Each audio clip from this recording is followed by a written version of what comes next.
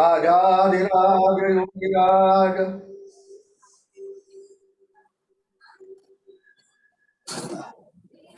अनंत कोटि ब्रह्मांड नायक राजाधिराज योगिराज श्री सद्गुरु पंतराज महाराज श्री गुरुदेव दत्त श्री पंतबोध पीठाच्या विद्यमाने आज आपण ब्रह्मोपदेश हा श्री पंत महाराजांचा ग्रंथ जो आहे हा समजावून घेण्यासाठी जमलेलो आहोत.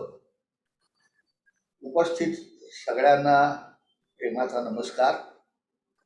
आणि मी आपले मार्गदर्शक सुहास गोपाळ पटवर्धन यांचं मनपूर्वक स्वागत करतो आणि त्यांना नमस्कारही करतो आपल्या सगळ्यांच्या वतीनं. यापुढे विश्वनाथ आपल्या पुढं मग तू ब्रह्मची होशील खास हे 391 क्रमांकाचं पद भजन सेवा म्हणून म्हणेल आणि त्यानंतर आपण सुहास दादांना विनंती करू की त्यांनी आम्हाला ब्रह्मोपदेश समजावून सांगावा. मागच्या सभेमध्ये जे विषय होते ते संक्षेपानं सांगून पुढं आपण सुरुवात करावी. आतापर्यंत काही कुणी मागच्या पहिल्या सत्रावरती काही स्पष्टीकरण अजून मागितलेलं नाही. त्यामुळं आपल्याला सगळ्यांना हा विषय समजलेला आहे असं आम्ही गृहीत धरावं असं वाटतंय.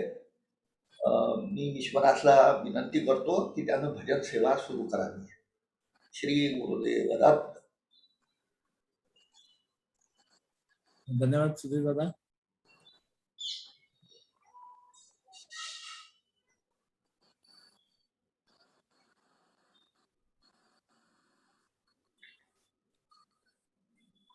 पद क्रमांक 391.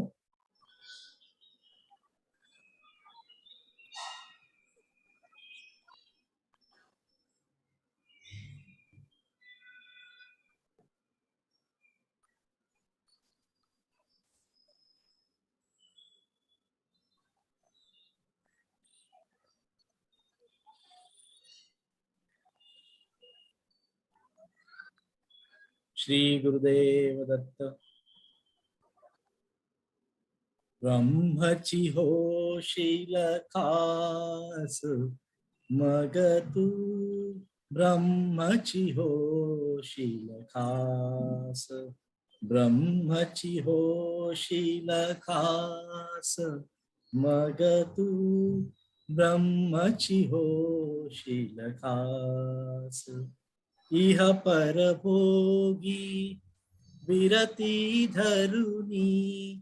इह परभोगी विरती धरुनी धरिसी सद्गुरु कास. धरिसी सद्गुरु कास मग तू ब्रह्मची होशील खास. ब्रह्मची होशील खास मग तू ब्रह्मची होशील खास. ब्रह्मची होशील खास मग तू ब्रह्मची होशील खास. कल्पित सर्व टाकून जरी तू. कल्पित सर्व टाकून जरी तू पावसी निज बोधास. पावसी निज बोधास मग तू ब्रह्मची होशील खास. ब्रह्मची होशील खास मग तू ब्रह्मची होशील खास. ब्रह्मची होशील खास मग तू ब्रह्मची होशील खास. एकपणे वीण आत्मस्वरूपी. एकपणे वीण आत्मस्वरूपी रसी दत्त पदास. मिळसी दास मग तू ब्रह्मची होशील खास ब्रह्मची होशील खास मग तू ब्रह्मची होशील खास ब्रह्मची होशील खास मग तू ब्रह्मची होशील खास ब्रह्मची होशील खास ब्रह्मची होशील खास श्री गुरुदेव दत्त.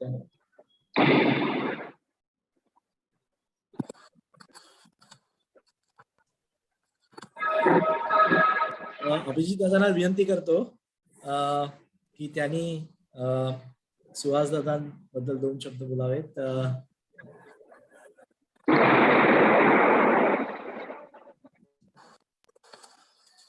सुरुवात करायची. हॅलो, चालेल, आपण सुरू करूया.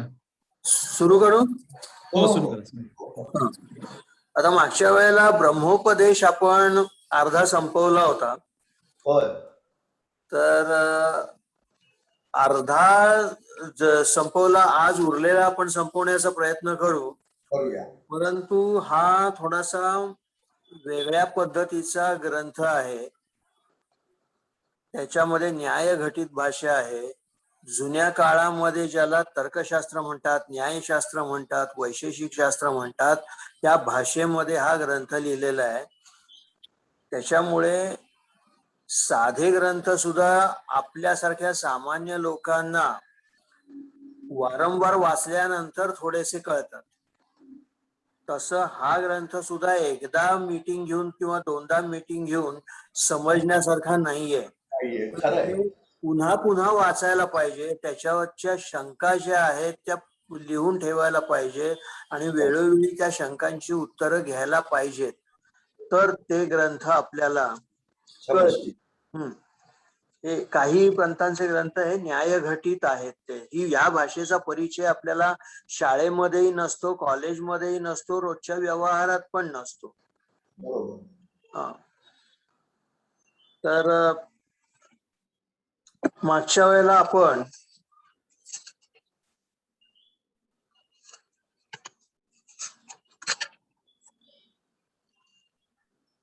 पाच नंबरला येऊन थांबलो होतो. हो, बरोबर आहे. अगदी बरोबर. तर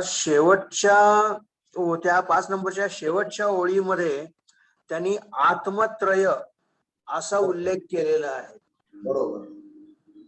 तर त्याच्यामध्ये घटाकाश, मठाकाश आणि बाहेरचा आकाश असे 3 प्रकार त्यांनी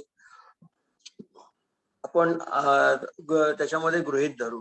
घटाकाश म्हणजे एखादं भांड आहे. काल परवा जसा आपण काचेचा ग्लास घेतला होता, त्या काचेच्या ग्लासमध्ये असणारं आकाश त्याला घटाकाश म्हणतात. मठाकाश म्हणजे खोलीमध्ये, मठ म्हणजे खोली, त्या खोलीनी लिमिटेड झालेलं आकाश आणि बाहेरचा आकाश असे 3 प्रकार आकाशाचे पडतात उपाधीमुळे. तसं जीवत्व, ईश्वरत्व आणि कूटस्थ असे 3 भाग उपाधीमुळे आत्म्याचे पडतात. एकच आत्मा, पण उपाधीमुळे त्याच्या ठिकाणी जीवत्व येतं, ईश्वरत्व येतं आणि कूटस्थत्व येतं. असं पुढच्या याच्यामध्ये ते सांगतायत. बाह्यरूप अस्मदादी व्यवहार बलाने अज्ञानवश होऊन आपल्या ठाईचे जीवत्व जाणावे. म्हणजे आपण, मी, हे शरीर म्हणजे मी, या शरीराने केली जाणारी कर्म माझी कर्म, या शरीराने अनुभवलेली सुखदुःख म्हणजे माझी सुखदुःख, आणि या शरीराशी संबंधित असलेले जे कोण आहेत, मी, माझे आई वडील, माझी बहीण, माझा भाऊ, माझे नातेवाईक, माझी बायको, माझी सासूरवाडी, माझी भाषा, माझं क्षेत्र, माझं घर, माझे मित्र, माझे शत्रू, हे सगळं एकदा देहाला मी म्हटलं की हे सगळं तुमचं झालं. बरोबर. हे सगळं मिळून जे असतं त्याला म्हणायचं जीवत्व. बरोबर. मी एकदा शरीराला मी मानलं आणि शरीराशी संबंधित असलेल्या सर्व गोष्टी माझ्या म्हणलात की हे जे सगळं आहे सगळं मिळून, तर हे सगळं जीवत्व आहे. आत्मा तोच आहे, पण ह्या सगळ्या उपाधी त्याला आल्या की त्याला जीवत्व म्हणायचं. म्हणजे हे झालं घटाकाश.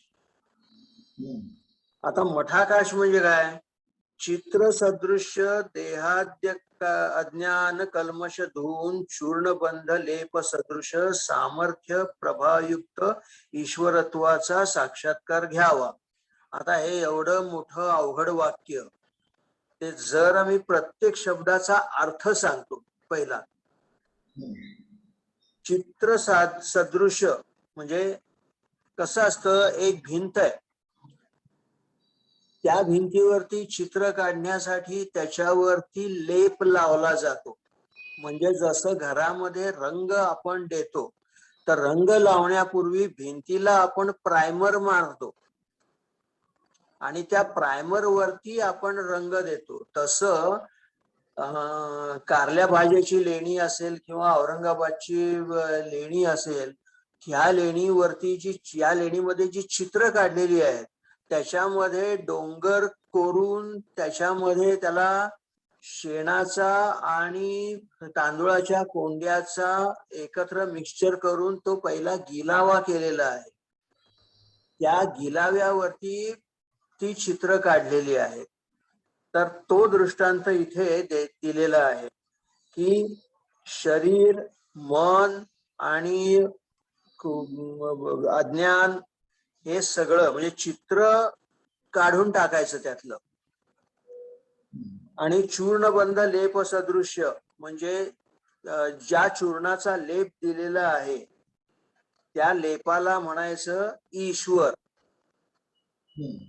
कारण आपण त्या लेपावरती ती चित्र काढतोय. म्हणजे त्या चित्राचं ते कसं असतंय की चित्र तुम्ही काढलं एखाद्या बाईचं, त्या बाईच्या हातात मूल आहे, तर असं वाटतं की त्या मुलाला आधार त्या बाईचा आहे, पण प्रत्यक्षात पाहिलं तर तो जो गिलावा केलेला आहे तोच त्या बाईलाही आधार आहे आणि त्या मुलालाही आधार तोच गिलावा आहे. भास होतो की त्या बाईच्या आधारावरती ते मूल आहे. वास्तविक ती बाई आणि ते मूल हे दोन्ही त्या गिलाव्यावरती आधारलेलं आहे. तर तो जो गिलावा आहे की जो चित्राच्या प्रत्येक गोष्टीला आधार आहे, तर ते तसं आत्मस्वरूपामध्ये हे सगळे जे जीवत्व आहे, हे जीवत्वाचं जे अहम मी आणि माझेपणा जो आहे हा काढून टाकला की त्याला म्हणायचं ईश्वर.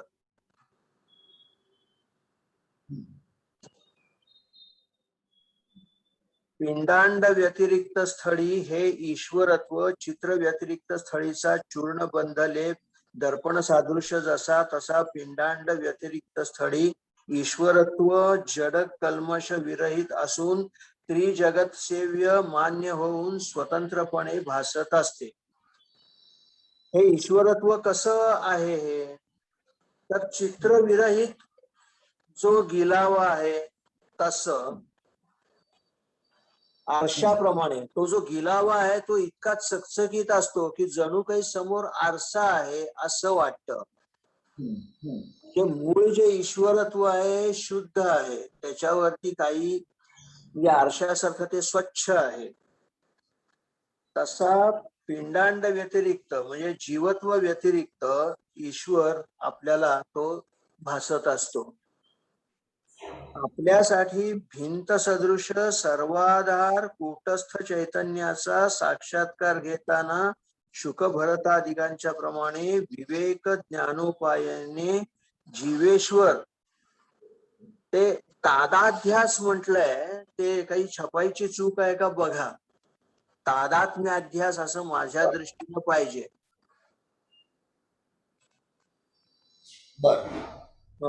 विचारून घ्या, म्हणजे मलाही माहिती नाहीये इथे नेमकं काय आहे ते. चित्र आणि चूर्णबंध लेपन हत्याराने खरडून काढून भिंतीचा साक्षात्कार घेण्याप्रमाणे आपल्या ठाईचे कुटस्थत्व जाणावे. म्हणजे ते ईश्वराच्या जागी असलेला जे लेप आहे तो लेप सुद्धा जर आपण खरडून काढला तर मूळ भिंत आपल्याला दृष्टीस पडते. त्याला तर तसं जीवत्व आणि ईश्वरत्व दोन्ही गेल्यानंतर खाली काय राहतं तर कूटस्थ शिल्लक राहतो. जीवत्व हेही उपाधीनच आहे, ईश्वरत्व हेही उपाधीमुळेच आहे. ते ईश्वर हा उपाधी रहित आहे असं म्हटलं जातं, पण हे भक्ती मार्गामध्ये ज्ञान मार्गामध्ये आत्मानात्म विचारामध्ये ईश्वरत्व हे सुद्धा उपाधियुक्तच आहे. कारण मायेच्या उपाधीशिवाय आत्म्यामध्ये किंवा ब्रह्मामध्ये सर्वज्ञत्व आणि सर्वशक्तिमत्व येत नाही. म्हणून ईश्वरत्व हेही सोपाधिक आहे आणि जीवत्व हेही सोपाधिकच आहे. तर मग त्या प्रश्न असा विचारलाय, आपल्यास अस्मदाद्य अवस्थेत म्हणजे जीवत्व अवस्थेत जनन मरणादी दिसून येतात ते कसे, असा प्रश्न विचारलाय. तर त्यांनी त्याच्यामध्ये पुढच्या याचं मी थोडक्यात सांगतो, सगळं वाचत न बसता. त्याच्यामध्ये एवढंच आहे की एखादी राजाचं सैन्य, चतुरंग सैन्य 25,000 50,000 असं सैन्य निघालं. त्याच्यामध्ये घोडदळ आहे, पायदळ आहे, हत्ती आहेत, भाला धारण करणारे आहेत, तलवार धारण करणारे आहेत, धनुष्यबाण, असे सगळे मोठंच्या मोठं सैन्य ज्या वेळेला मोहिमेला लांब निघतं त्यावेळेला ते मुक्काम करत करत जातं. ते कंटिन्युअस जाऊ शकत नाही कधी. तर दिवसा प्रवास करायचा आणि रात्री कुठेतरी सुटेबल जागी मुक्काम करायचा, असं असतं ते. तर आता समजा एक मुक्काम केलेला आहे एका ठिकाणी, निरनिराळे तंबू बांधले, 10 सैनिक या तंबूमध्ये, 10 सैनिक त्या तंबूमध्ये, असं ते तंबू ठोकलेले आहेत आणि तिथे ते सगळे रात्री मुक्काम केलेला आहे. सकाळी उजाडल्याबरोबर त्यांनी पुढे चालायला सुरुवात केली आणि मग चालता चालता चालता आणखीन ते दमल्यानंतर तिथे परत त्यांनी मुक्काम केला. इथे तिसऱ्या ओळीत तारतम्य स्थानी असा शब्द आहे. तारतम्य स्थानी म्हणजे ठरलेल्या स्थानी. कुठे मुक्काम करायचा, नदीच्या गाठी मुक्काम करायचा का सपाट जागी मुक्काम करायचा का डोंगरावर मुक्काम करायचा, आपल्याला काय सुटेबल आहे. आपल्याकडे हत्ती आहेत, ते डोंगर चढणार नाहीत. तर अशा प्रसंगी आपण कुठे मुक्काम करायचा ह्याच्या काही ठरलेल्या जागा असतात मोहिमेच्या वेळेला. त्याला तारतम्य स्थानी.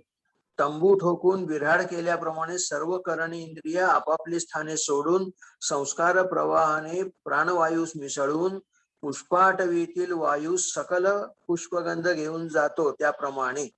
म्हणजे कसं आहे की आपली जी इंद्रिय आहेत, इंद्रिय, मन, बुद्धी, हे जे सूक्ष्म भाग म्हणजे स्थूल शरीर ते पडतं, पंचमहाभूतात मिसळून जातं. पण जे सूक्ष्म शरीर आहे, अहंकार, चित्त, मन, बुद्धी, पंचप्राण, असं सगळं ते एकत्र येतं आणि प्राणवायू मध्ये मिसळतं ते. आणि ज्याप्रमाणे फुलांचा सुगंध हवेत मिसळून तो सर्वत्र पसरतो, त्याप्रमाणे प्राणवायू चिद्भास विशिष्ट होऊन, चिद्भास विशिष्ट म्हणजे कसं असतं की आपण भिंतीसमोर उभं राहिलं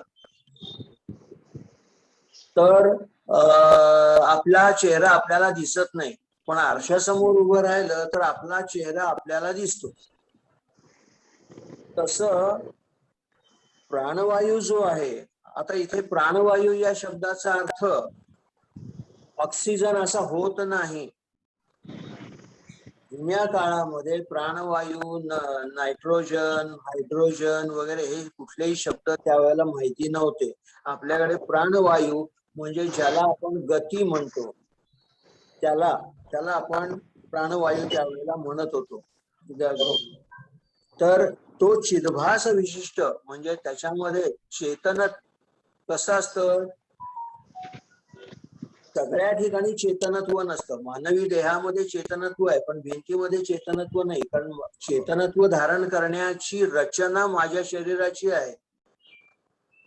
तसं प्राणवायूची रचना कशी आहे की तो आत्म्याचा जो आनंद आहे किंवा जो चित सच्चित आणि आनंद तो आपल्या ठिकाणी धारण करण्याची एक कपॅसिटी म्हणू आपण, ती त्या असते.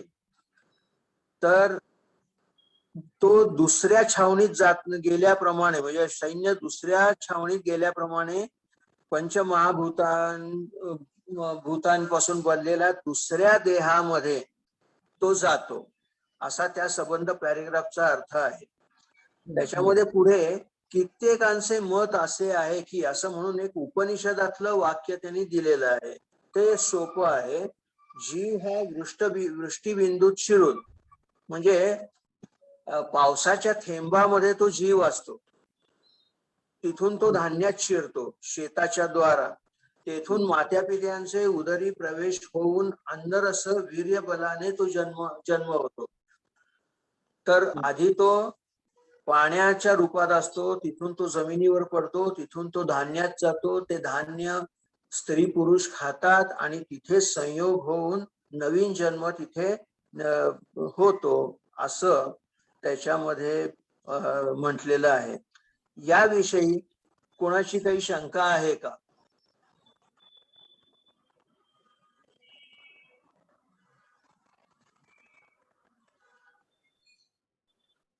ऐकू येत आहे? हो येतोय. हा येत आहे सुहास दादा. हो. हा हा.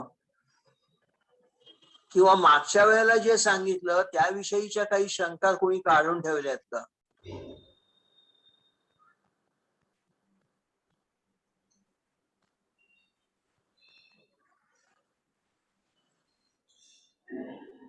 विश्वनाथ, तुझ्याकडे काही शंका आल्यात का कोणाच्या? नाही, बालचंद्र जॉईन करणार होते पण त्यांना जमलं नाही जॉईन करायला, तर बहुतेक पुढच्या वेळी मग आपण प्रयत्न करू. आता आपण पुढे जाऊया. हो.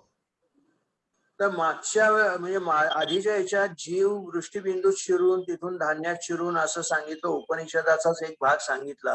हो. तर त्याच्यापेक्षा एक वेगळं उपनिषदामध्ये काहीतरी आहे, त्याचा उल्लेख इथं पंत आता करतायत. तसेच दक्षिणायन, उत्तरायण, अग्निमंडळ, ज्योतिमंडळ, धूम्र रात्री इत्यादी काळक्रम मुक्ती ब्रह्मवेत्यास सांगते. म्हणजे काय आहे की मनुष्य म्हणून आपण जन्माला आलो की आपल्याकडे जर विवेक असेल, वैराग्य असेल, गुरुभक्ती असेल, साधना करण्याची ताकद असेल तर गुरुच्या मार्गदर्शनाखाली आपण इथे साधना करून याच देहामध्ये आत्मज्ञानी होतो. आत्मज्ञानी झाल्यानंतर देह प्रारब्ध असेपर्यंत तो जिवंत राहतो त्या शरीरामध्ये आणि प्रारब्ध क्षयानंतर तो परब्रह्मामध्ये विलीन होऊन जातो. ही मुक्तीची हा एक पद्धती, हा एक मार्ग. पण काही वेळेला साधना करता करता त्याला जर प्रारब्ध कर्माने मृत्यू आला तर मग ती त्याची साधना वाया जाते की काय, हा प्रश्न अर्जुनाने 6व्या अध्यायामध्ये विचारलेला आहे. हा, तसं जर साधना करता करता जर ब्रह्मवेत्ता मरण पावला तर तो 2 मार्गाने पुढे जातो. एक अर्चिरादी मार्ग म्हणतात आणि दुसऱ्याला धूम मार्ग असं म्हणतात. धूम मार्गाने जर तो गेला तर काही दिवस तो स्वर्ग लोकामध्ये तिथलं सुख अनुभवून तो पुन्हा परत जन्माला येतो. त्याला मुक्ती नाहीये, त्याला परत जन्माला येऊन त्याला पुन्हा साधना करायला लागेल. पुढची साधना एकूण 100% आहेत, 70% त्याची साधना मागच्या जन्मी झालेली आहे. आता उरलेली 30% तो या जन्मामध्ये येऊन करेल, पण त्याला परत जन्म पृथ्वी तलावरती घ्यायला लागतो. पण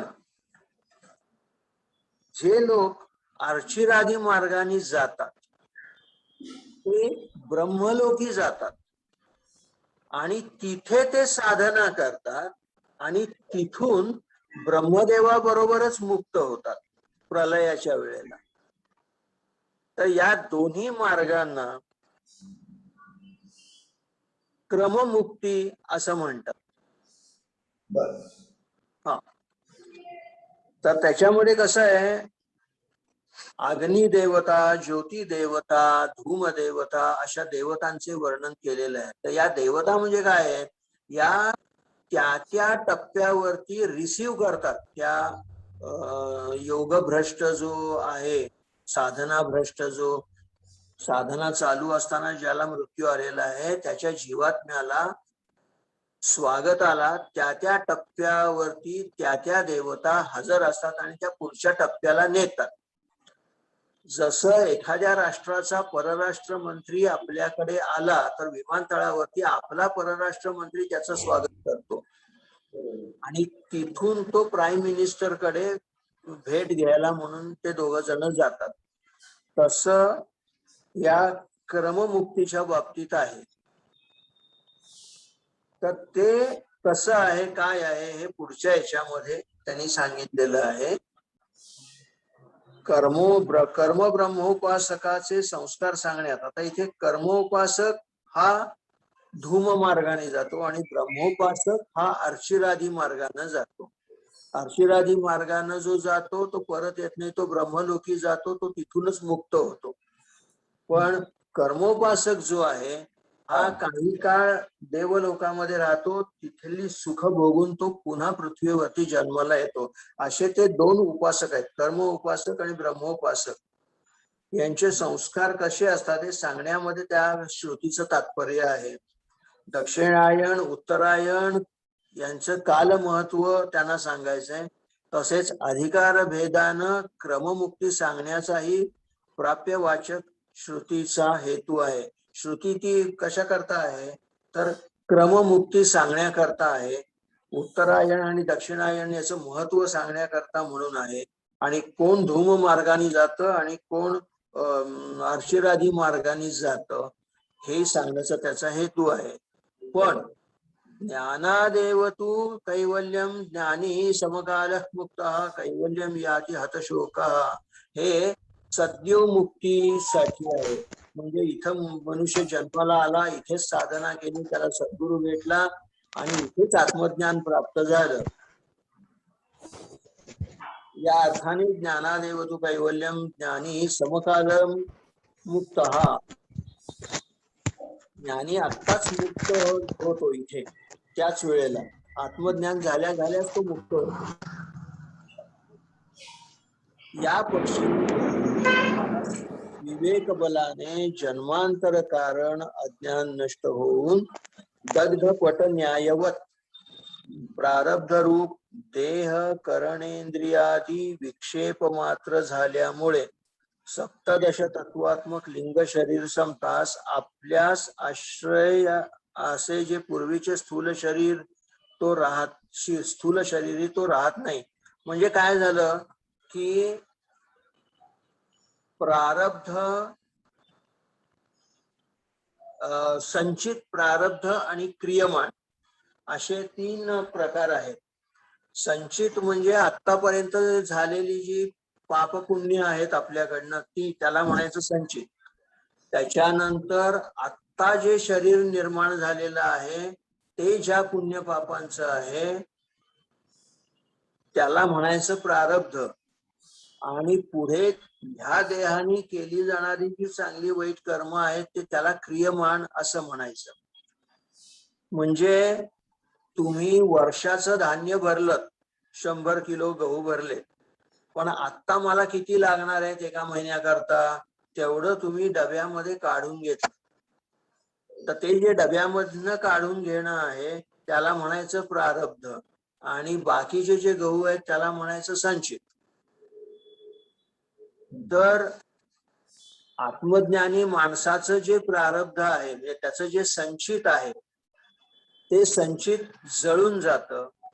त्याच्यानंतर जे क्रियमाण आहे म्हणजे त्याच्या देहात मधनं जे काय कर्म घडतील त्याचा त्याला लेप लागत नाही, त्याला कर्म म्हणता येत नाही, कारण तो ज्ञानी असतो. शरीर म्हणजे मी हे तो समजत नाही, म्हणून त्याला बंधन किंवा पाप किंवा पुण्य नाही. पण प्रारब्धानं जो देह बनलेला आहे तो देह ते प्रारब्ध संपेपर्यंत तो जिवंत राहतो. आणि त्याच्यामुळे होतं काय की अज्ञान रूप संचितागमी ज्ञान मात्रे नष्ट झाल्यामुळे देहांतर प्राप्तीस साधनच उरले नाही. तर बीजच नाही, अज्ञान हे मुख्य बीज आहे, ते जळून गेलं. जर एखादं कापड जळालं तर ते आपण वापरू शकत नाही.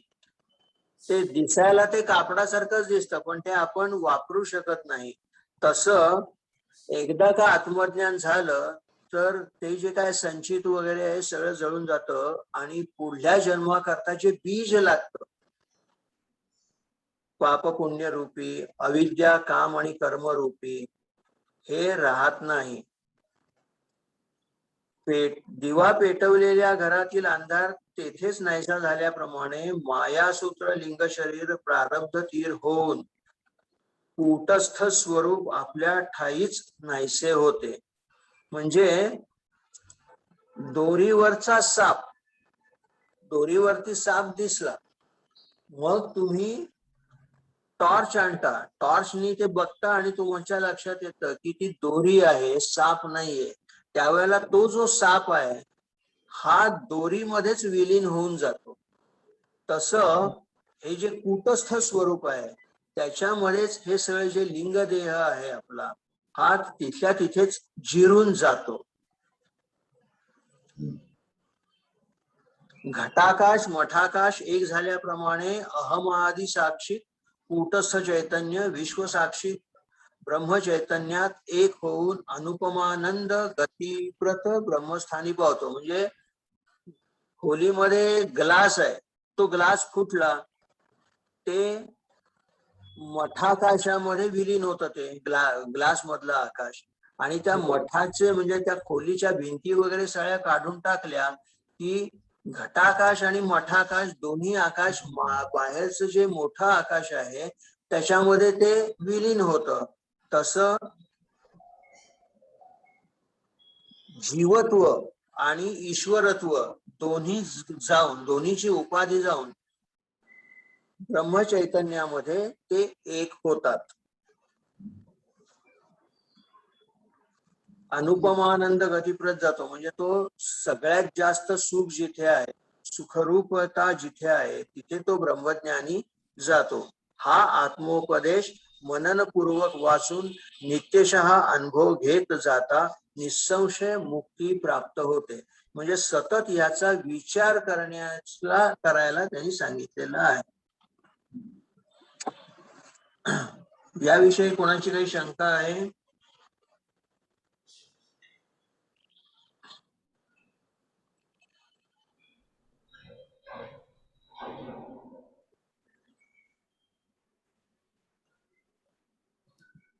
सुहास दादा, हा, अहमादी साक्षी कुटस्थ चैतन्य विश्वसाक्षीत ब्रह्म चैतन्यात एक होऊन अनुपानंद गतिप्रत ब्रह्मज्ञानी पावतो, हे जरा हा. पुन्हा सांगाल का?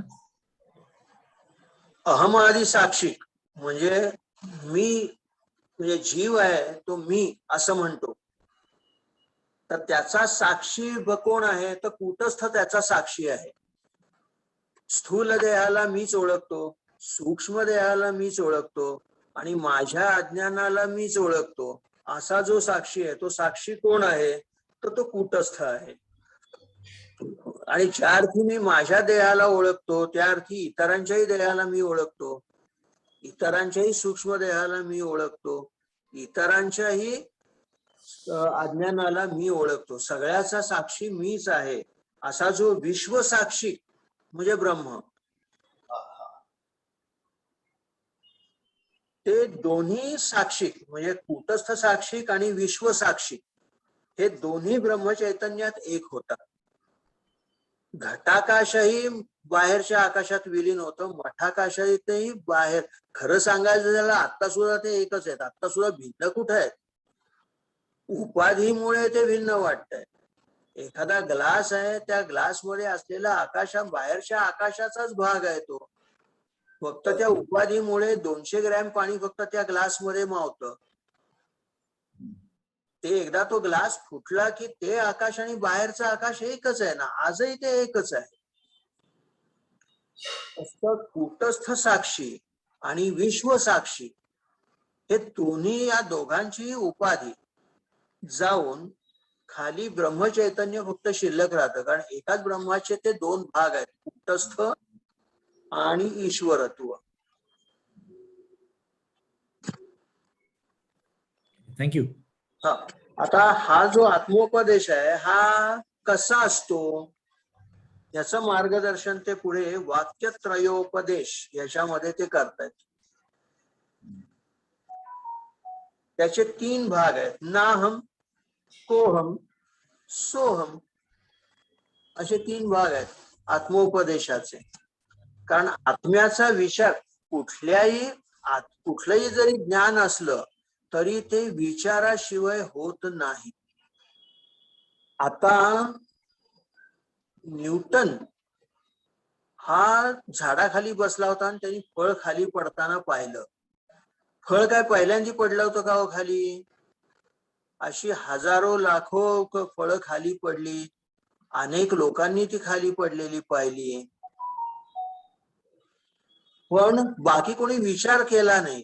न्यूटननी विचार केला की ते फळ खालीच का पडलं, वर का गेलं नाही, ते सरळ रेषेतच का पडलं, ते लंब रेषेतच का पडलं, असा त्यांनी विचार केला. म्हणून त्याला गुरुत्वाकर्षण शक्तीचं ज्ञान झालं. तसं ज्याला आत्मज्ञान पाहिजे असेल त्यांनी आत्मानात्म विचार केल्याशिवाय त्याला आत्मज्ञान होत नाही. त्या आत्मानात्म विचाराचे 3 भाग आहेत, नाहम, कोहम आणि सोहम. हे वाक्यत्रय होत. यात नाहम हे वाक्य नेतिवाचक आहे, म्हणजे नकारात्मक वाक्य आहे. बाकीची दोन्ही पॉझिटिव्ह आहेत, हे निगेटिव्ह वाक्य आहे. आता पुरुषाच्या आश्रयाने भासणारे स्वप्न पुरुषा व्यतिरिक्त न होता, निज पुरुष न होता विस्मरणाने भासून जागृतीवरती येता आपल्या ठाईस लीन होणारी जशी अनिर्वचनीय मायाशक्ती, त्याप्रमाणे सत्यज्ञानानंदात्मक आपणास कुटस्थ चैतन्य परब्रह्माचे ठाई जगत कारण रूप मायाशक्ती ब्रह्मापासून भिन्न नसता, ब्रह्मस्वरूपही नसता विचारास मिथ्या असून अविचाराने दिसून निर्विष वत्सनाभी एकाच मुलीने दिसल्याप्रमाणे तामस सात्विक भेदाने विद्यात्मक होऊन अनिर्वाच्यतेने विक्षेप करण रूपाने जीव जगदाकृती होऊन दिसणारे मायाशक्तीचे वैचित्र्य मिथ्या असे निराकरण करणेच नाहम. म्हणजे मी काय नाही याचा विचार करणं, म्हणजे मी कोण नाही, मी कोण आहे हा विचार करण्यापूर्वी मी कोण नाही हा विचार करायला पाहिजे. तर त्याचं त्यांनी इथे तो ज्याला मी जाणतो तो मी नव्हे हा सिद्धांत लावायला लागेल. ज्ञाता हा ज्ञेयापेक्षा भिन्न आहे असं म्हणत जाणं का? त्याच्यामध्ये कसं आहे की आतापर्यंत ज्याला मी मी मी माझं माझं माझं म्हणत होतो ते मी नव्हे असं म्हणल्यानंतर मग मी नव्हे तर मी कोण हा प्रश्न पुढे आहे.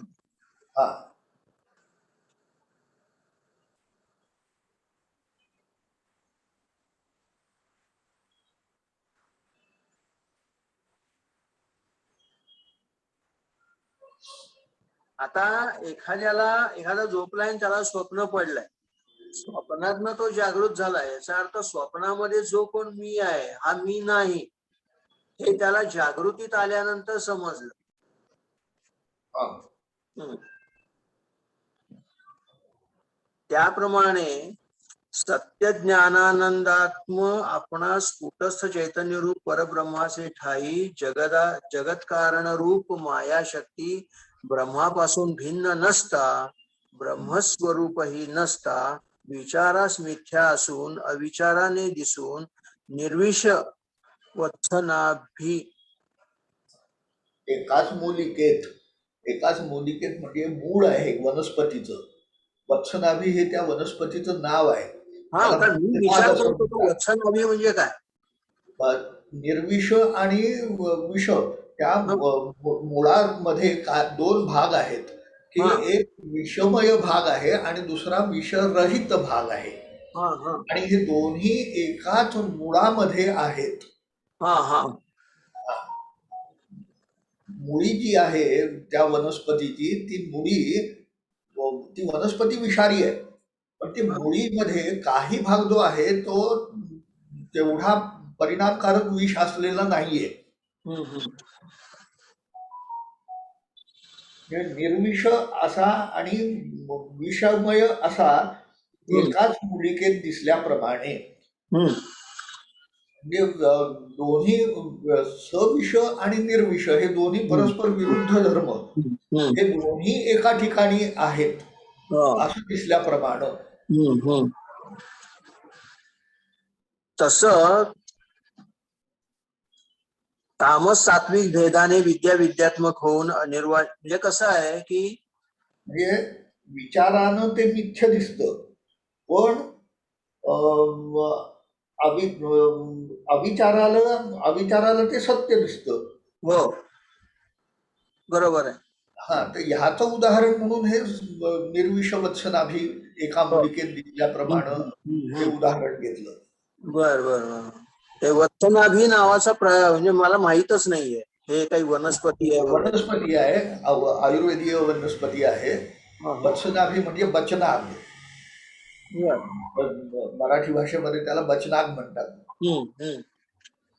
तर ह्याच्यामध्ये म्हणजे कसं आहे की माझ्या स्थूल देहापासून, स्थूल देह मी नाही, सूक्ष्म देह मी नाही, कारण देह म्हणजे अज्ञान मी नव्हे, अशा तऱ्हेचे जे नकारात्मक भाग आहे त्याला ते नाहम देहम असं म्हणतात. हा नाहम देहमचा भाग झाला. पण एकदा मी अमुक एक नाही एवढं कळलं, मग मी आहे ते कोण हा विचार, कोहम हा वाक्य विचार तिथे लागू होतो. एकदा मी अमुक अमुक नाही म्हटल्यानंतर मग मी कोण आहे हा विचार नंतर लागू होतो. आधी नाहम, मी कोण आहे याचा विचार नाहम देहम पदाने आपणा व्यतिरिक्त अहंकारादी प्रपंचाचा तृणीकार करून म्हणजे त्याग करून, तुच्छ करून कृतार्थ होऊन मी कोण असे पुसणारा. म्हणजे गुरुला काय विचारायचं हे महत्वाचं आहे. त्याला विचारायचंय मी कोण, दुःख नको म्हणणारा कोण, सुख हवं म्हणणारा कोण. हे गुरुला काय विचारायचं, तर मी कोण हे विचारायचंय. आता स्थाणुर्वा पुरुषो वा असे कोटीद्वयालंबी नव्हे, तर मी कोण याच्यामध्ये कुठल्याही प्रकारचं दोन प्रकार नाहीयेत. स्थाणू याचा अर्थ झाड तोडले, जर अर्ध झाड तोडलं तर जो बुंधा शिल्लक राहतो त्याला स्थाणू म्हणतात. आणि अंधारामध्ये एखादा प्रवासी जर चाललेला असेल आणि तो जर बुंधा समोर दिसत असेल तर त्याला कळत नाही की समोर काय आहे, समोर माणूस आहे उभा का समोर झाडाचा बुंधा आहे हे त्याला कळत नाही. असे दोन प्रकाराचा संशय तिथे येतो. मनुष्य की स्थाणू.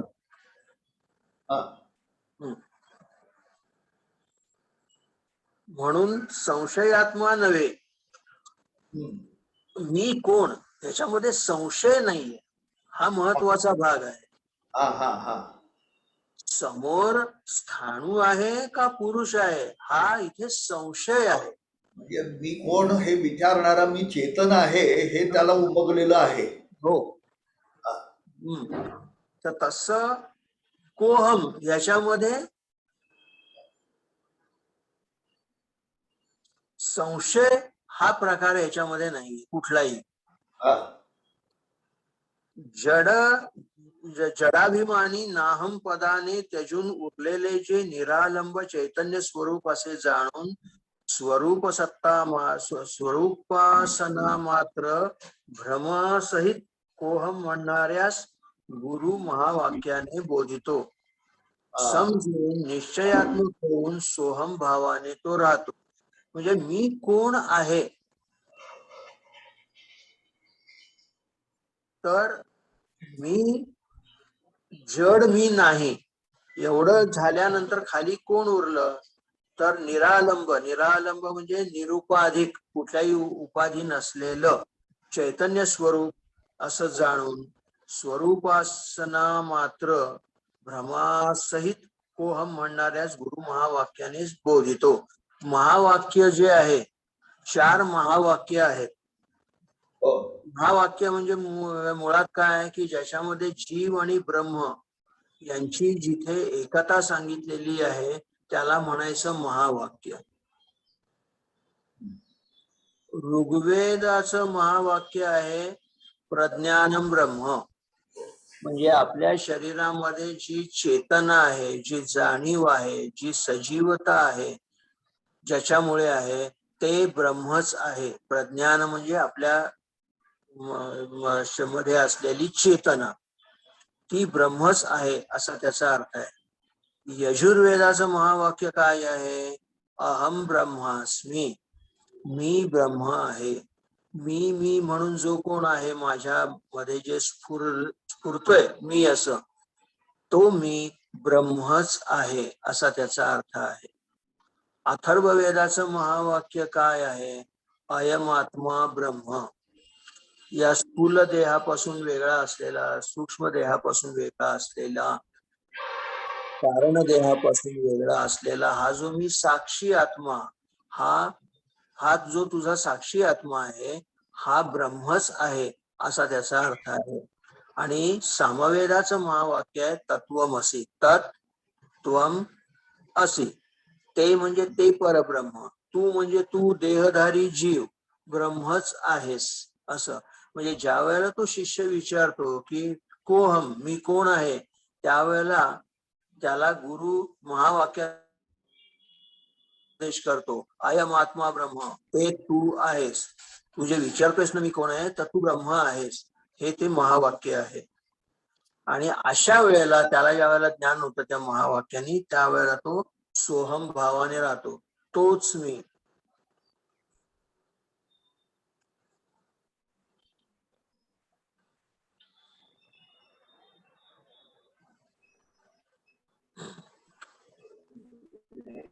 याविषयी काही कोणाचा शंका आहे?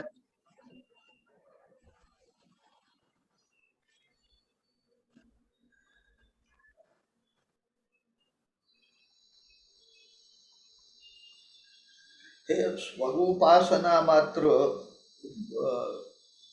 हे जरा उलगडीत. कुठं लिहिलंय? नाहम पदाने त्यजून उरलेले निरालंब चैतन्य स्वरूप असे जाणून स्वरूपासना मात्र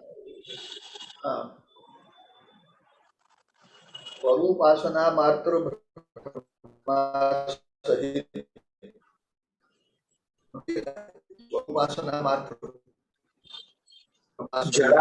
जडाभिमानी पासून का?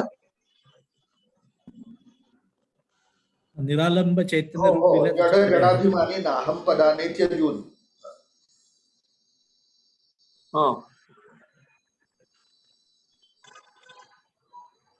हे स्वरूपासना मात्र जरा परत सांग मला. हा नाही, मला त्या शब्दाबद्दल थोडी शंका आहे. काय आहे हा प्रकार? स्वरूपासना मात्र या शब्दाविषयी मला स्वतःलाच शंका आहे. बर. हम्म.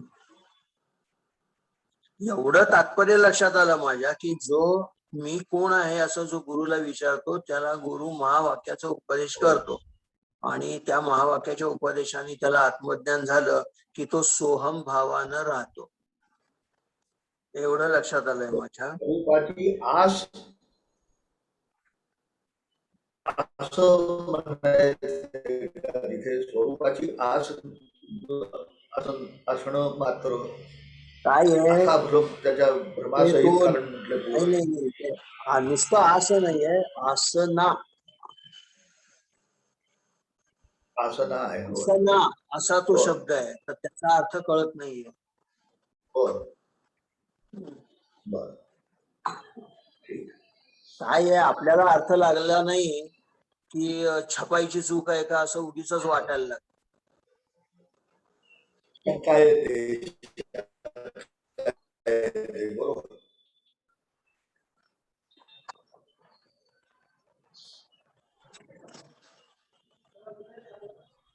कुणाला विचारायचंय काही? कोणाला विचारायचं असेल तर हँड रेस करा, मी अनम्यूट करतो.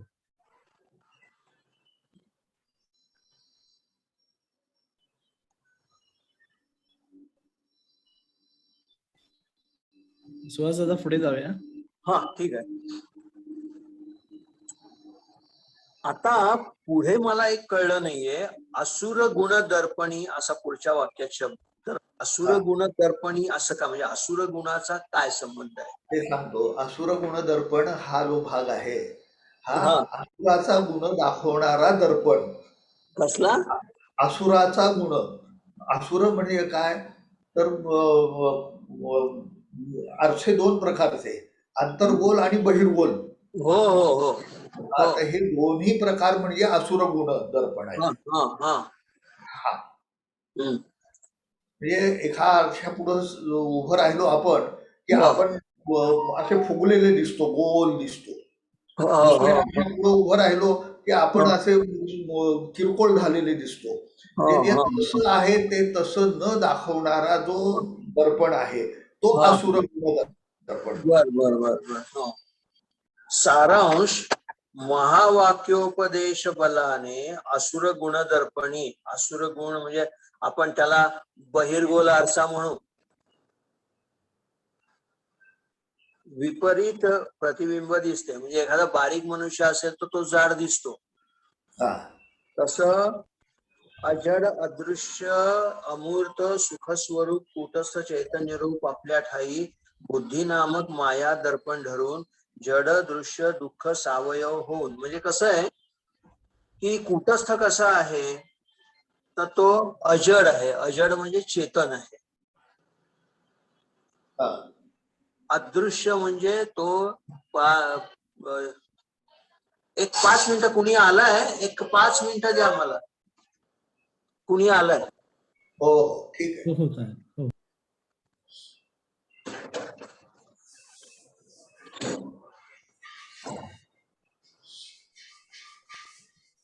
प्रश्न चॅट मध्ये टाकलेत तरी चालतील.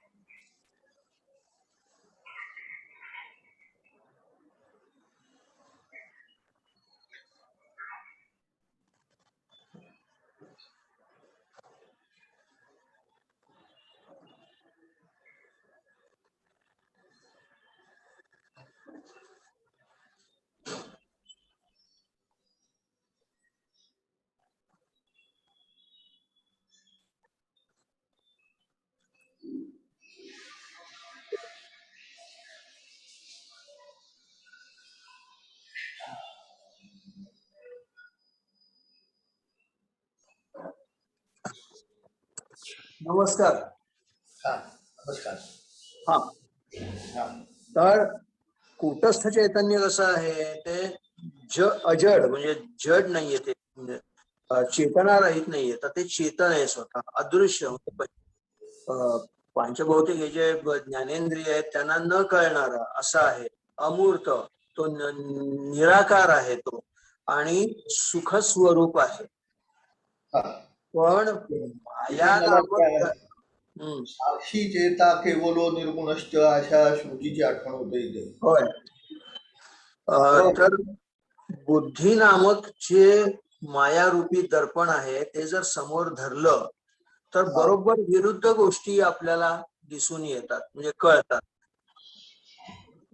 जड, वास्तविक जड जगामध्ये काहीही नाही, पण आपल्याला जड पदार्थांचा पावलं पावली अनुभव येतो. दृश्य, आपण 5 ज्ञानेंद्रियांनी सगळ्या गोष्टी अनुभवू शकतो. दुःख, वास्तविक आत्मा आनंद रूप आहे, तिथं दुःख असण्याचं काही कारण नाही, पण आपल्याला दुःख जाणवतं. आणि सावयव, अवयव म्हणजे हात पाय कान डोळे अशा अर्थाने नाही, कुठल्याही प्रकारचा विभाग ज्याला अवयव असं म्हणतात. म्हणजे एक काडी आहे की त्याचे 2 भाग करता येतात, त्या 2चे 4 भाग करता येतात, त्या 4चे 8 भाग करता येतात. हे जे आहे हे या सगळ्याला अवयव म्हणतात. पण आकाशाचे अवयव कधी पडत नाही. तसं हा जो आत्मा आहे किंवा ब्रह्म आहे किंवा चैतन्य आहे, हे सर्वव्यापक असल्यामुळे ते कुठल्याही प्रकारचं त्याला अवयव विभाग असत नाही.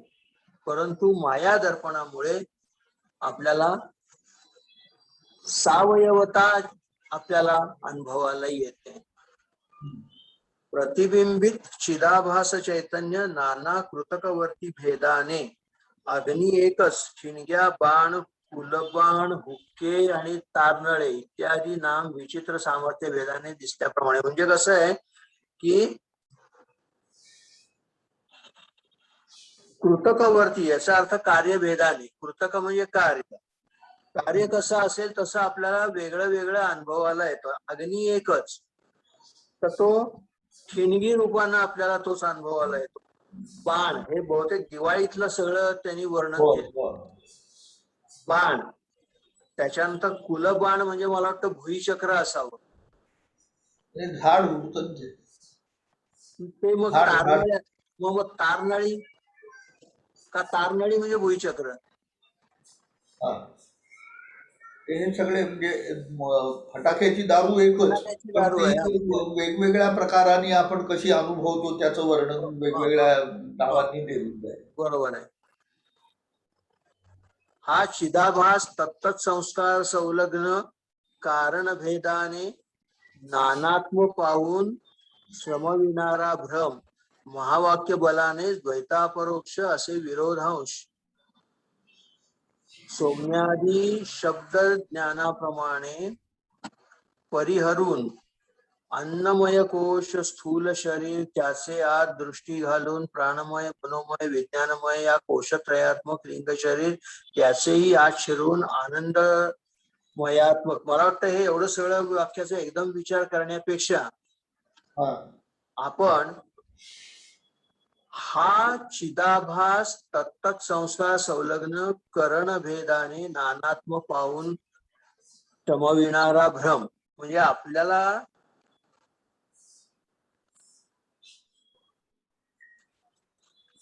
आपल्या बुद्धीमध्ये ज्या वेळेला आपण चेतना आपल्या बुद्धीमध्ये असते, जसं आरशासमोर उभं राहिल्यानंतर त्याचं प्रतिबिंब असतं, तसं बुद्धीमध्ये कूटस्थाचं एक चिदाभास त्याच्यामध्ये असतो. आणि त्याच्यामुळे आपल्याला निरनिराळ्या गोष्टी आपल्याला अनुभवायला आल्या की आपल्याला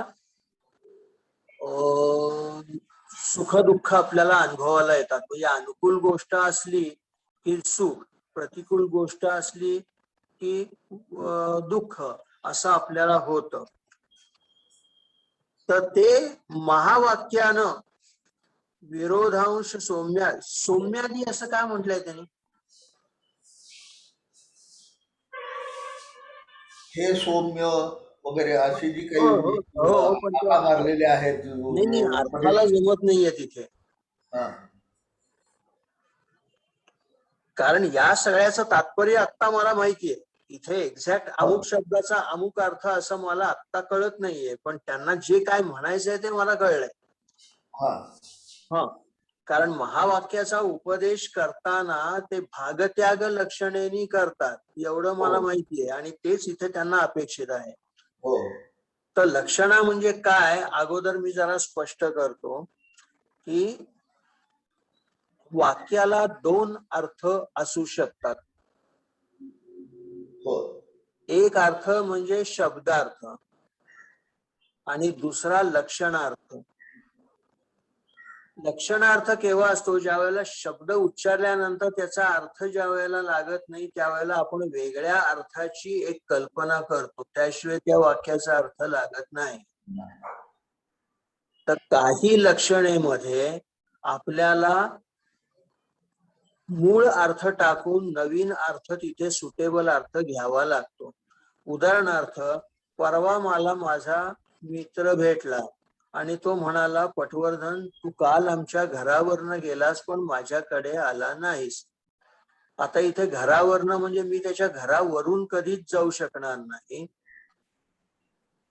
तर मी घरासमोरून किंवा घराजवळून जाणार आहे. त्याच्यामुळे मी त्याचा सुटेबल अर्थ घेतला की घरावरून म्हणजे घरासमोरून, घराजवळून, असं मी ते सुटेबल अर्थ तिथे घेतला. या उलट काही वाक्यामध्ये हे ऍडिशनल अर्थ घ्यायला लागतो. आहे तो अर्थ पुरत नाही. आहे तो अर्थ जर पाहिला तर त्या वाक्याचा अर्थ लागत नाही. तर एकदा मी माझ्या मित्राबरोबर रेसकोर्सला रेस पाहायला गेलो होतो घोड्यांची. त्या संबंध त्या रेसमध्ये एकच पांढरा घोडा होता, बाकी सगळे लाल घोडे होते. आणि माझ्या मित्रानं त्या पांढऱ्या घोड्यावरती पैसे लावले होते आणि तोच घोडा सगळ्यात पुढे होता. आणि म्हणून मला माझा मित्र म्हणाला, अरे आपला पांढरा कसा धावतोय बघ. आता पांढरा धावेल का कधी? रंग पांढरा म्हणजे रंग, रंग कसा धावेल? तर सुटेबली आपण तिथे घोडा संदर्भानं हा तिथे आपण अर्थ तिथे घेतो. त्याला अशा ही दुसऱ्या प्रकारची लक्षणा. तिसरी लक्षणामध्ये म्हणजे गड आला पण सिंह गेला. याच्यामध्ये तानाजी या अर्थाने तो सिंह शब्द आलाय. का आला? त्यांना सरळ गड आला पण तानाजी गेला असं म्हणता आलं असतं, पण तसं नाही. तर तानाजीचे जे विशेष गुण आहेत ते त्यांना सांगायचे होते, म्हणून सिंहासारखा शूर पराक्रमी तानाजी अशा अर्थानं तो सिंह शब्द त्यांनी तिथे वापरलेला आहे. आणि दुसरे आहे, चौथी आहे सगळ्यात महत्वाची, भाग त्याग लक्षणा.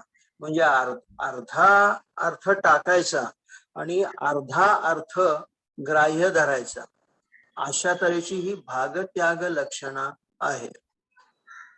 उदाहरणार्थ, एका लग्न समारंभामध्ये एक 80 वर्षाचा एक वयोवृद्ध मनुष्य तिथे बसलेला आहे.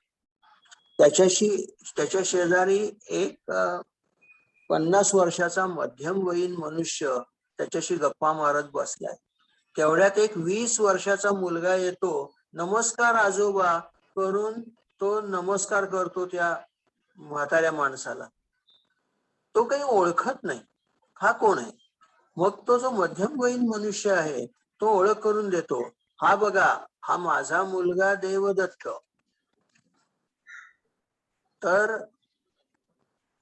हा 10 वर्षापूर्वी शाळेच्या ट्रिप बरोबर तुमच्या गावाला आला होता ना, तो हा देवदत्त. तो आणि हा, एक मिनिट हा.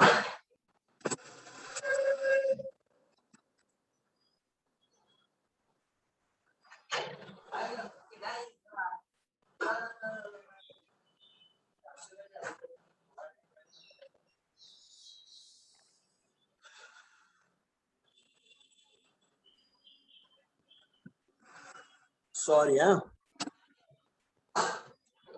तर त्याच्यामध्ये तो आणि हा हे दोन परस्पर विरोधी शब्द आहेत. हे कालवाचक शब्द आहेत. तो म्हणजे भूतकाळ झाला, हा म्हणजे वर्तमान काळ झाला. भूतकाळ आणि वर्तमान काळ एक होणं कधीच शक्य नाही. परंतु इथे काळ अपेक्षित नाहीये, तर इथे देवदत्त ही व्यक्ती अपेक्षित आहे. तर काळ विसरून जायचा आणि देवदत्त ही व्यक्ती फक्त लक्षात घ्यायची. याला म्हणायचं भागत्याग लक्षणा. तसं महावाक्य हे याची लक्षणा करायला लागते. त्या लक्षणेशिवाय आत्मानात्म विचार होऊ शकत नाही. आता ग्लास जो आहे, हा ग्लास म्हणजे जीव समजा, मठ म्हणजे खोली म्हणजे ईश्वर समजा, आणि बाहेरचं जे आकाश आहे त्याला तुम्ही आत्मा म्हणा किंवा ब्रह्म म्हणा किंवा त्याला चैतन्य म्हणा. तर तो ग्लास फुटला म्हणजे त्याची उपाधी गेली. ते जी खोली आहे त्याची समजा आपण सगळ्या भिंती वगैरे काढल्या तर मठ हे नाव राहणार नाही, खाली आकाशच उरेल. ग्लास फुटला तर खाली आकाशच शिल्लक राहील. ते आकाश आणि बाहेरचं आकाश हे एकच आहे. तसं जीवाशी उपाधी काढली, ईश्वराची उपाधी काढली. ईश्वर आहे सर्वज्ञ सर्वशक्तिमान, जीव आहे अल्पज्ञ अल्पशक्तिमान.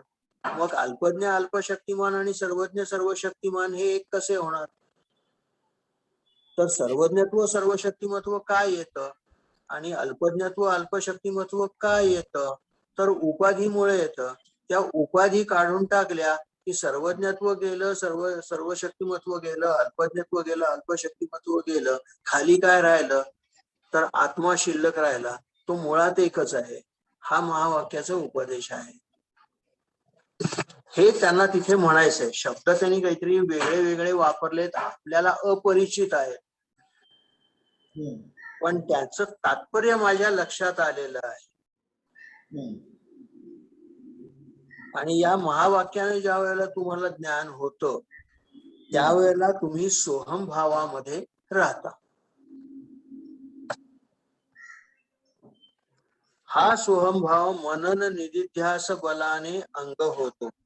ज्या वेळेला महावाक्याचा उपदेश होतो त्यावेळेला त्या महावाक्याचं चिंतन मनन ध्यान याच्या योगानं तो स्वतः ब्रह्म होतो. असे देह वासना बलाने पुरुषाचे काही पुरुषत्व न जपता, न ध्याता, न विसरता, आपणा व्यतिरिक्त न दिसता आपण पुरुष हे ज्ञान, मी देह या मूढ निश्चयाने अंग जे झाले असते त्याप्रमाणे श्रुती गुरु प्रसाद बलाने ब्रह्मच आपण हे निश्चय ज्ञान अंग असलेल्यासच महापुरुष म्हणावे.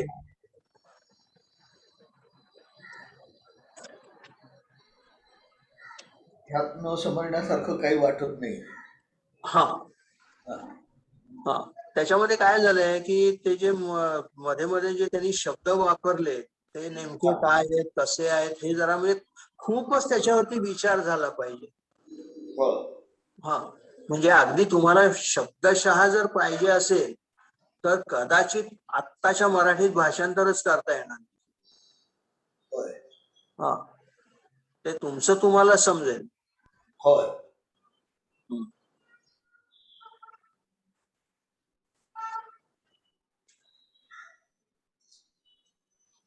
तर आता महापुरुषाचं त्यांनी व्याख्यान केलं. महापुरुष कसा असतो की ज्याला आत्मज्ञान झालेला आहे तो महापुरुष. तर त्या महापुरुषाचा काही असाधारण धर्म असतो का असा प्रश्न आहे. सगळेच महापुरुष आहेत. असाधारण म्हणजे काही विशेष त्याच्यामध्ये आहे का असं काही फरक असतो का? हा तर ते सांगतायत हो असतो. दुर्वास क्रोधी होता, नारद कलागती होता, भरत वर्णाश्रमी होता, जनक राज्यकर्ता होता, कित्येक मारण मोहनादी क्षुद्र सिद्ध्यर्थ जप होम इत्यादी वर्तमान भूषणी झाले, म्हणून वर्तमान प्रमाण नव्हे. आणि तामस प्राणी सामर्थ्य पाहिल्या ठिकाणी महापुरुष काय झालंय, आता जे आहेत आत्मज्ञानी पुरुष आता जे वागतात ते खरं नव्हे, त्यांचा आत्मस्वरूप हे खरं स्वरूप आहे. कारण बरोबर. भरत वर्णाश्रमी होता, जनक राज्य करता होता, तर हे त्यांच्या प्रारब्ध कर्माने ते करत असतात. हो. याज्ञवल्क्य संसार करत होते, तर हे त्यांच्या प्रारब्ध बलानं ते करतात. परंतु सामान्य लोक जे आहेत त्यांना म्हणजे कुठेतरी सामर्थ्य दिसल्याशिवाय ते नमन करत नाहीत. बरोबर. चमत्कारालाच नमस्कार केला जातो. बरोबर. मध्यम जन वर्तन बलाने महापुरुषत्व जाणतात.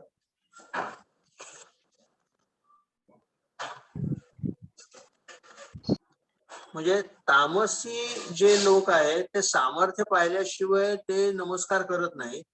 मध्यम जन आहे ते तुम्ही कसे वागता म्हणजे महापुरुष कसे वागता त्याच्यावरनं ते कोण महापुरुष आहे कोण नाही ते ठरवतात. बरोबर. आणि कृतार्थी विद्वत जन असाधारण लक्षण जाणते असल्यामुळे ब्रह्मैक्यत्व ज्ञान निष्ठासच महापुरुष म्हणतात. म्हणजे जे निष्काम झालेले आहेत पूर्णपणे आणि ज्यांना माहिती आहे की आत्मज्ञानी म्हणजे काय असतं, त्यालाच फक्त म्हणजे त्या आत्मज्ञानी पुरुषालाच ते महापुरुष असं म्हणतात. सात्विक, राजस आणि तामस असे 3 जे भाग केलेत त्यांनी. कोण कोणाला महापुरुष म्हणतं, चमत्कार काहीतरी दाखवणाऱ्याला महापुरुष म्हणलं जातं, किंवा जो चांगला वागतो त्याला महापुरुष म्हटलं जातं. आणि जो आत्मज्ञानी आहे त्याची लक्षणं काय असतात हे ज्याला माहितीये त्याला तो बरोबर त्याला ते कळतं की कोण आत्मज्ञानी आहे.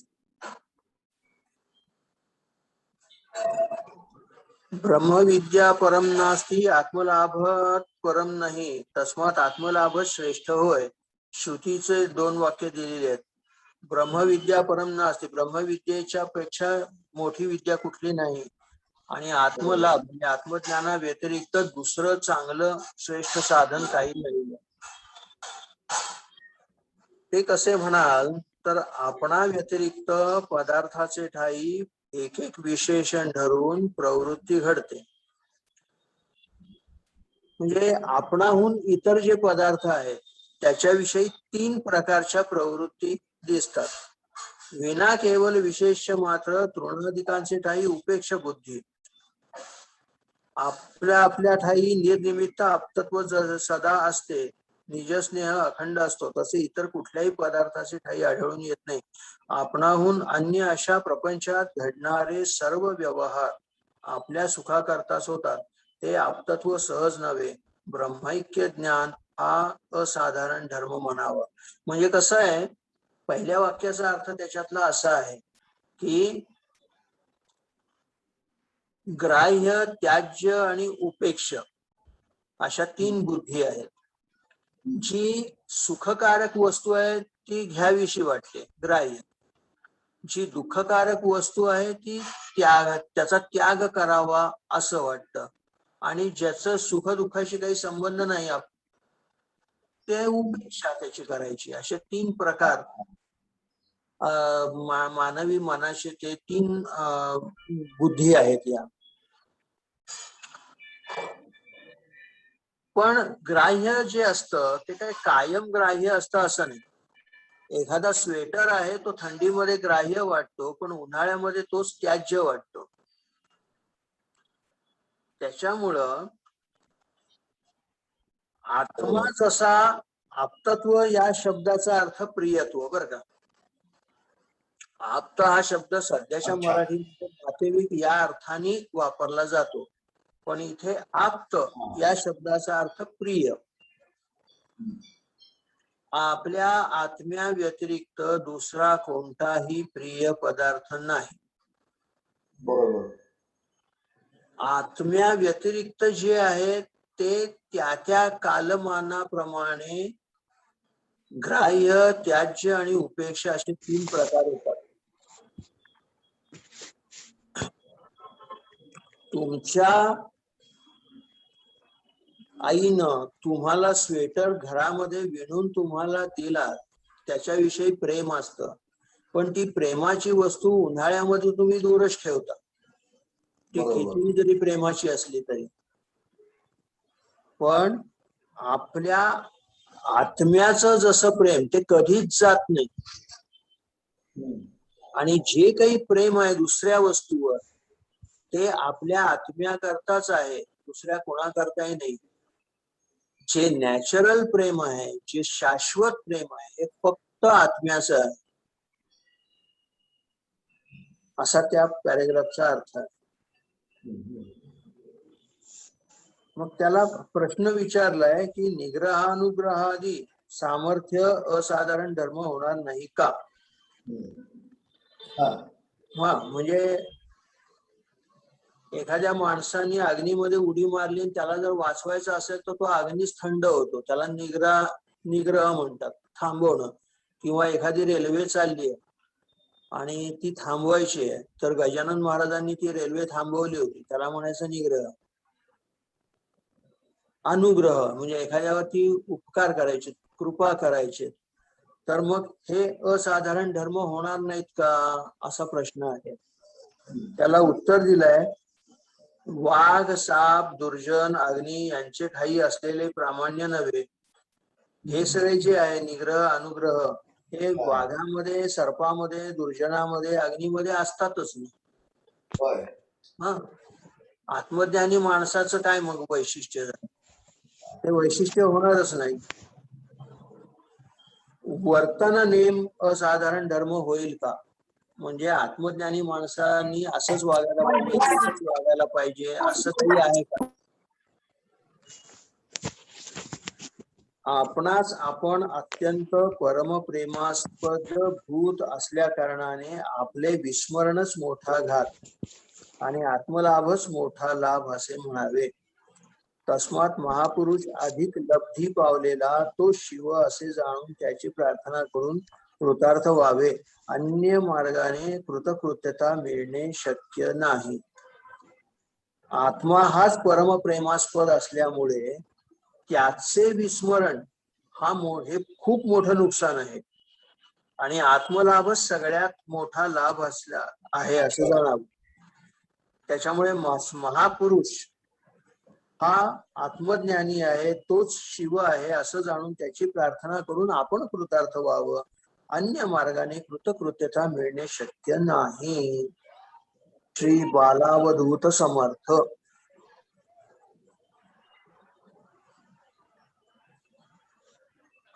म्हणजे आत्मज्ञान झालेल्या पुरुषामध्ये हा कोणती लक्षणं दिसतात किंवा कसा तो ओळखावा, तर त्याच्यासाठी काही वेगळी खूण आहे का, ह्याची चर्चा या शेवटच्या भागामध्ये झालेली दिसते.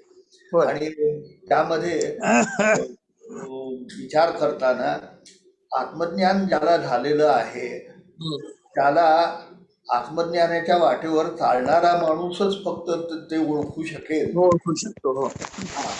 आणि आत्मज्ञानीच ओळखू शकेल. अन्य मंडळींना ते ओळखणं अवघड आहे, कारण त्याच्या ठिकाणी बाकीचे व्यापार सामान्य माणसाप्रमाणेच चालत राहतात आणि त्याला मुख्य नियम नाहीये. ज्ञानी माणसाने असंच वागलं पाहिजे, तसंच वागलं पाहिजे, नियम त्याला घालता येत नाही. क्रोधी होता वगैरे वगैरे हे सांगून ज्ञानी माणसाच्या ठिकाणी सुद्धा काही तुम्हाला विचित्र असा अनुभव येऊ शकतो आणि त्यात तो ज्ञानी आहे हे कळू नये अशासारखाही तो माणूस वागत असण्याची शक्यता असते. असं एकंदरीत मला वाटलं, म्हणजे हे सांगितल्यासारखं. बरोबर आहे.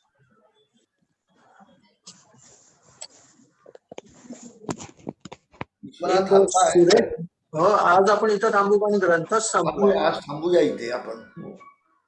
आप्पा आहेत का? एक सुरेख अभंग आणि आपण शेवट करू त्याचा. हो हो, आत्या आहेत, आत्ता नाही. आत्या आहेत का? बर बर. मग सुहास झालं की आपण आत्यांना बोलायला सांगू.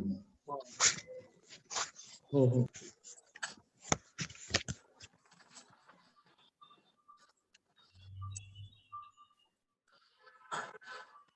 पूर्ण प्रेम लगा दिल में जब नेम का बंधन छूट गया. हा ज्या वेळेला तुमच्या हृदयामध्ये ज्या वेळेला पूर्ण प्रेमाचा दिवा लागतो त्यावेळेला नेम नियम याचं बंधनच राहत नाही काही. बरोबर.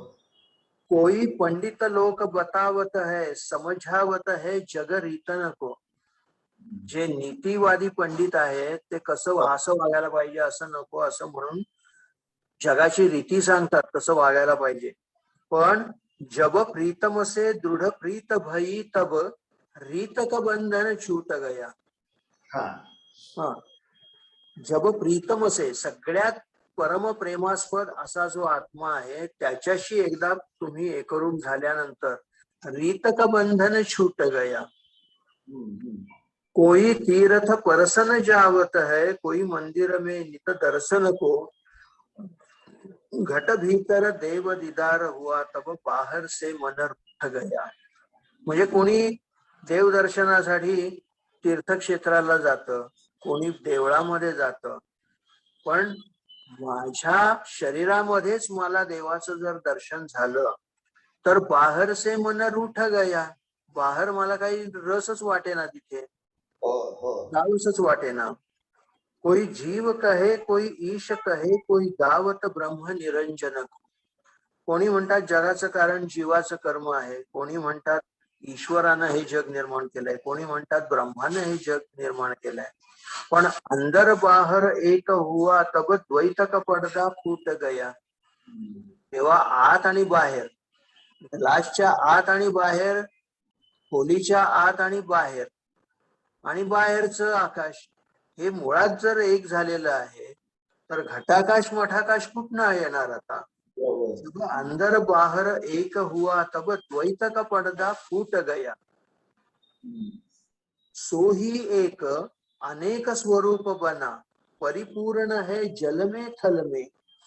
ब्रह्मानंद करे गुरुदेव दया भवसागर का भय उठ गया.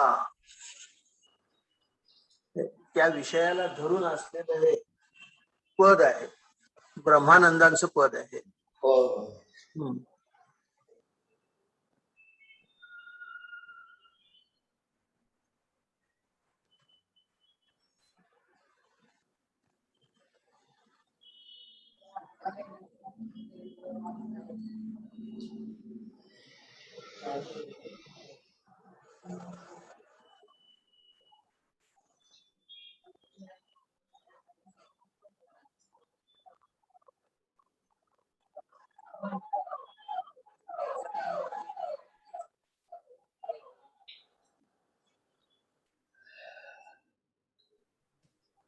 विश्वनाथ, त्यांना आपण विनंती करूया.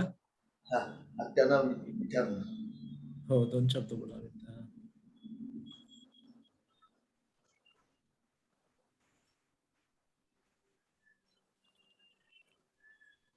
आत्या तुम्ही अनम्यूट करा.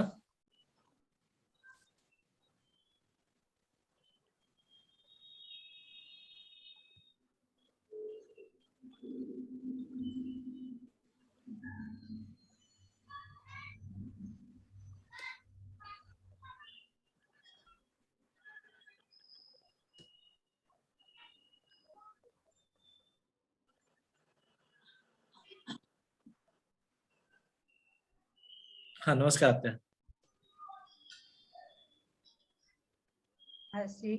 तुमचा खूप खूप आभार.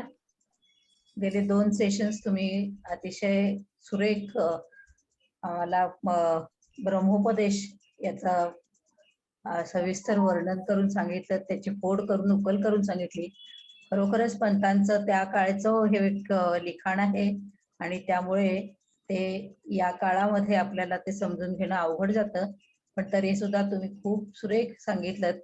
आणि त्याला तुमच्या बरोबर सुधीरची साथ मिळाली, त्यामुळे अनेक अनेक धन्यवाद. आता पुढच्या वेळी आपण अनुभववल्ली भाग 1 आणि 2 हे बघणार आहोत. आता खरं तर पद शोधत होते पण मला मिळालं नाही. तर त्याने जे हिंदी शब्द पद सांगितलं तसं सुधीरने एखादं पद सांगावं आपल्यातलं पटकन, म्हणजे आपल्याला म्हणता येईल ते. 2 पद नजरे पुढे येत आहेत. हा. एक म्हणजे ज्याचे त्यासी कळे मी पण त्यागी आकळे. बरोबर.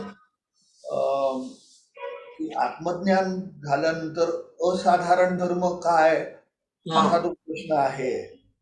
त्या संदर्भामध्ये ते आहे. आणि दुसरं पद जे आहे ते 1132 क्रमांकाचं पद, सहजादित्य गती असता दीपाची भ्रांती. असा जो आत्मज्ञान झालेला पुरुष आहे तो आदित्यवत आहे, सूर्यासारखा आहे. त्याची गती कशी आहे तर सहज आदित्याची गती आहे. तो सूर्य जसा सहजपणानं आपल्या गतीनं उगवणारा आहे, मावळणारा आहे, आणि त्याला ह्या वाटेनं जा म्हणून सांगायला दीपाची गरज पडत नाही. दीपाची भ्रांती ठरते. दीपानं त्याला वाट दाखवावी ही जणू काही भ्रांती ठरते. सहजादित्य गती असता दीपाची भ्रांती. प्राप्त पुरुष जगी वर्तता. प्राप्त असलेला हा जो पुरुष आहे, आत्मलाभ ज्याला झालेला आहे तो प्राप्त पुरुष.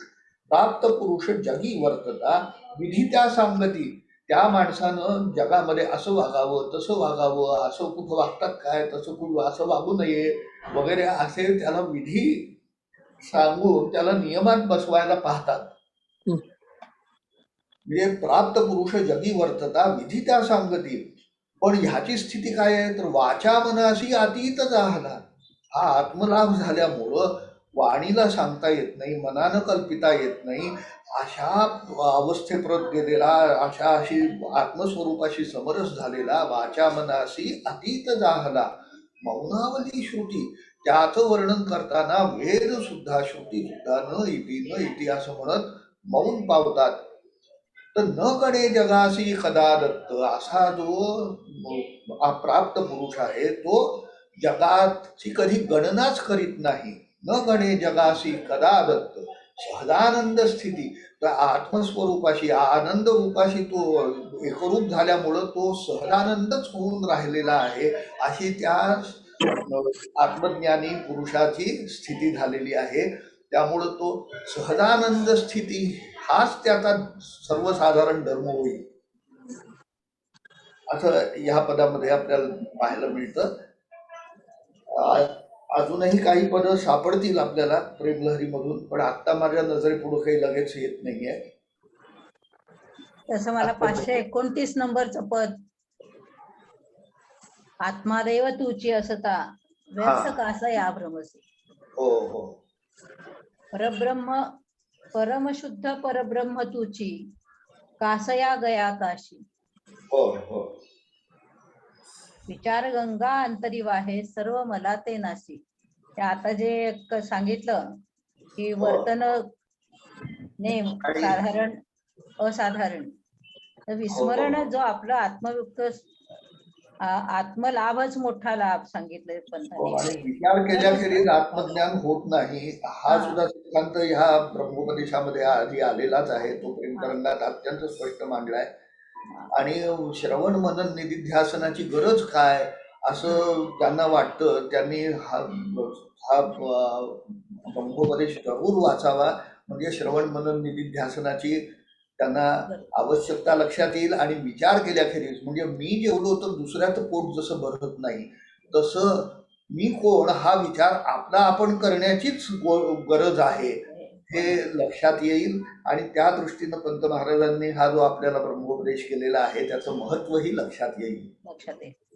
अवघड भाषा आहे, परत परत वाचायला पाहिजे, अनेक वेळा वाचायला पाहिजे. त्यानंतर त्या न्यायशास्त्राचा आपला परिचय नसल्यामुळं त्या पद्धतीनं जो मांडलेला विषय आहे तो ती पद्धत समजून घेतल्याखेरीज आपण समजून घ्यायचा प्रयत्न करतो आहे, म्हणून आपल्याला अडचणी येत आहेत असं दिसतं. पंतांनी म्हणूनच आणि सांगितलेलं त्या बाबतीत म्हणजे सुहासमुळं आपला तो भाग खूप सोपा झालाय असं मला वाटतं. खूपच सोपा झाला.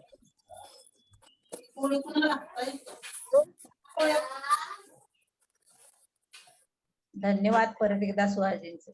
नमस्कार.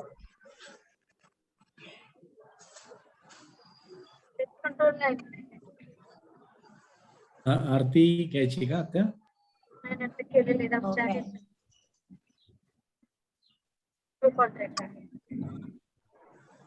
आता आरती घ्यायची का?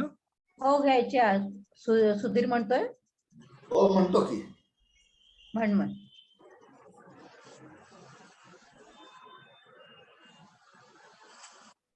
प्रेमाची आरती गुरुशी, प्रेमाची आरती दत्तासी, प्रेमाची आरती,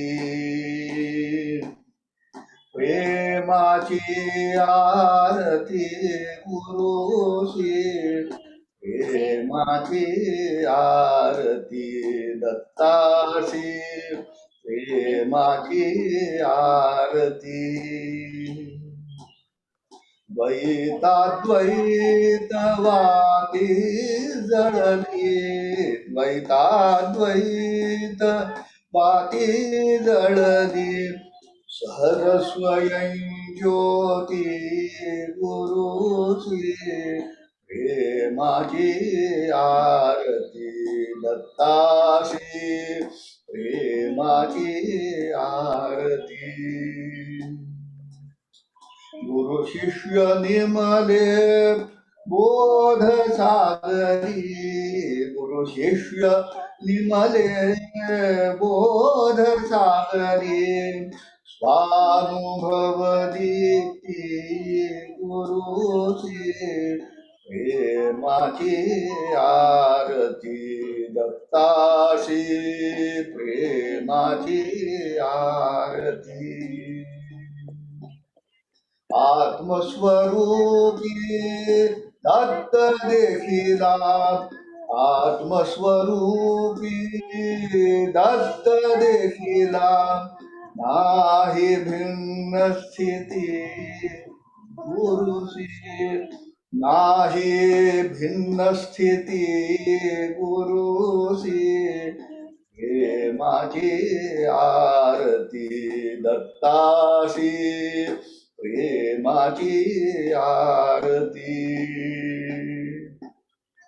प्रेमाची आरती गुरुशी, प्रेमाची आरती दत्ताशी, प्रेमाची आरती. अनंत कोटि ब्रह्मांड नायक राजाधिराज योगिराज श्री सद्गुरु पंतराज महाराज श्री गुरुदेव दत्त. ओम नमः शिवाय. ओम नमः शिवाय. ओम नमः शिवाय. ओम नमः शिवाय. ओम नमः शिवाय. ओम नमः शिवाय. ओम नमः शिवाय. ओम नमः शिवाय. ओम नमः शिवाय. ओम नमः शिवाय. ओम नमः शिवाय.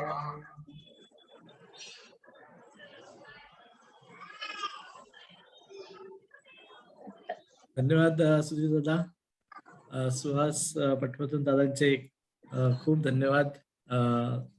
ब्रह्मोपदेश या श्रीपंत महोदयाच्या अभ्यास वर्गाचे 2 सत्र त्यांच्यामुळे आपल्याला सगळ्यांना अभ्यास करता आला आणि आपली ही सेवा श्रींच्या इच्छेने संपन्न झालेली आहे. सुहासदारांचे पुन्हा एकदा खूप धन्यवाद. आता आपण आजच्या या कार्यक्रमाची सांगता करूया. सर्वांना विनंती करतो की जय दत्तगुरु म्हणून आपण आजचा कार्यक्रम समाप्त करूया. श्री जय गुरुदेव दत्तगुरु. जय दत्तगुरु. जय दत्तगुरु. जय दत्तगुरु. जय दत्तगुरु. जय दत्तगुरु. जय जय दत्तगुरु. जय दत्तगुरु. जय दत्तगुरु. नमस्कार. दत्तगुरु.